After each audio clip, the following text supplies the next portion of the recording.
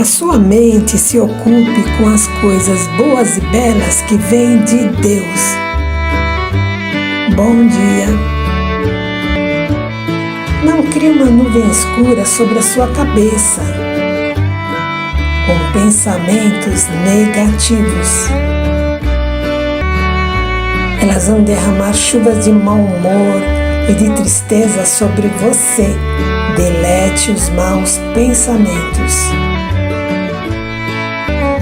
Que as bênçãos de Deus te acompanhem em cada instante deste dia.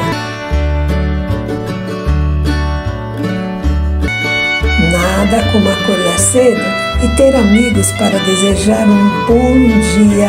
Feliz quinta-feira!